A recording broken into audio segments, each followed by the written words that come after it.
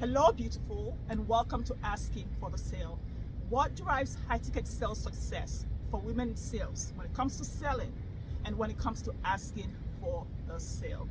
One thing that I've seen in my own coaching business with my clients and with my colleagues is the whole know, like, and trust factor, and how we focus on the like, wanting our audience to like us, to love us, addicted to the likes and validation on social media.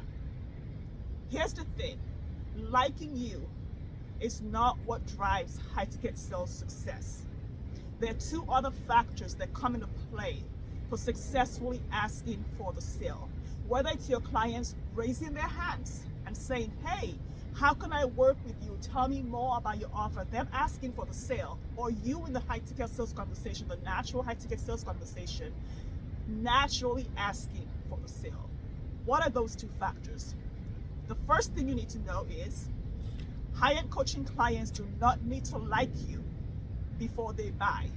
They do not need to like you before they invest in the offer that's going to give them the results they've wanted all their lives. Okay? So they do not need to like you before you go asking for the sale, or before they raise their hand and ask for the sale. High-end coaching clients need to know this one thing: the know and the trust. That's what drives high ticket sales success. They need to know of you. So they need to know that you exist. They need to know that your offer exists. They need to know that the results and the outcomes they've wanted, to the challenge, the problem, the opportunity, or the desire exist, and that stuff, that outcome is available to them now. So they want to know that the thing they've wanted, the baby, the marriage, the relationship, the business, the 100K months, whatever it is you're coaching on, is now available for them to decide whether they want it or no, or not. So the second thing is this: trust is the key to high ticket sales, especially when it comes to natural high ticket sales, without the sleaze, the pushy tactics, the manipulation, or any of the scripts. Trust is what happens. And trust shows up at different levels. But when it comes to asking for the sale, the highest level of trust in natural high ticket sales is that you are all in. High-end coaching clients want you to be all in on them and your business. So how you show up in your business to show that you understand them and hold space for them is really important at the highest level.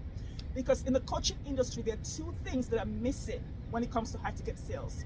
It's the safety for high-end coaching clients to share their biggest dreams in the sales conversation, and the safety for high-end coaching clients to say no.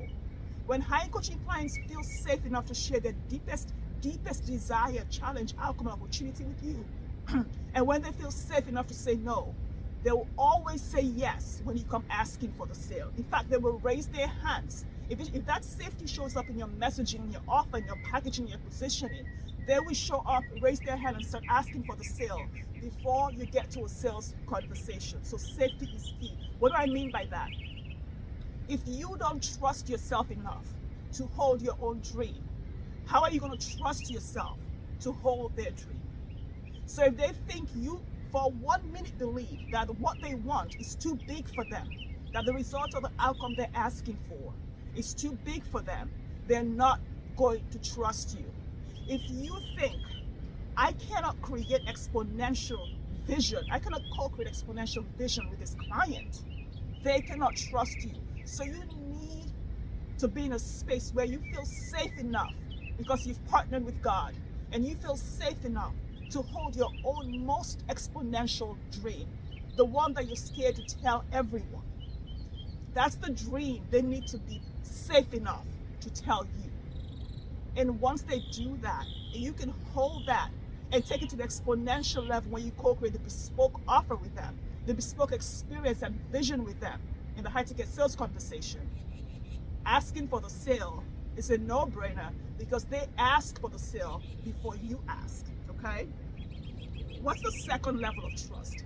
The second level of trust shows up in your offer, in your packaging, in your pricing, in your positioning, and in your messaging.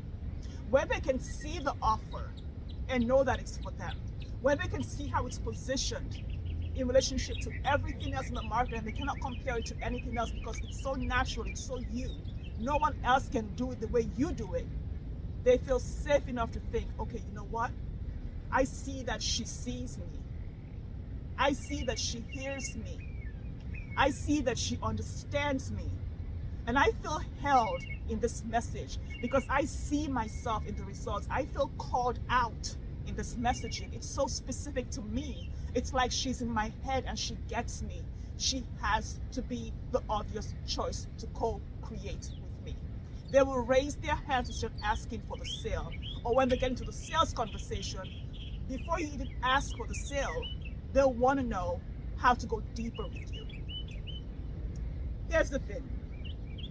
The sales conversation, it's not a space to make them buy or to get them to buy.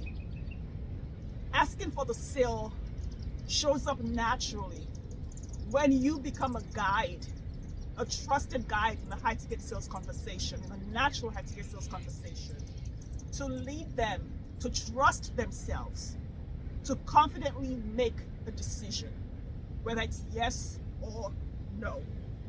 They want a guide who's not going to make them buy, but who's going to support them to distinguish the nuances in what they want, in the offer and in the results, so they know whether it's a good fit for them or not.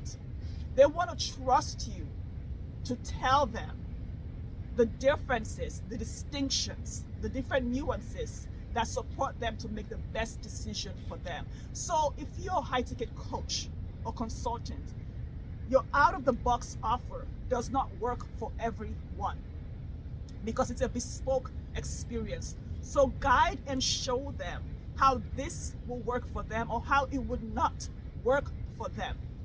Even if the offer that you share with them becomes the least expensive choice, because they realize that you have their best interests at heart and you drop the agenda of making them buy while you ask and show in the conversation, how do I serve you best?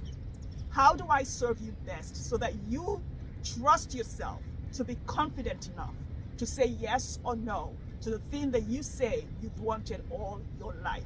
How do I support you to see what the best path is, what the clearest and safest path to yes or no is for you? When they trust you because they trust themselves, asking for the sale is always a yes. Okay? It's not about being authentic. It's about showing up as you naturally. Having a conversation with someone you love, with someone whose best interest is a priority for you, where you drop the need for your bank account to have more money and you prioritize the depth of service because you're not playing a volume game. Even if the answer is a no. Because in situations like this, when there's trust, when there's a no, there's a yes in the relationship, whether it's a collaboration, a referral, a joint venture, but down the line, they will show up again in your world and you still add money to your bank account. This is how asking for the sale drives the sale. This is what drives high ticket sales success for women in sales. Let me know how this lands for you.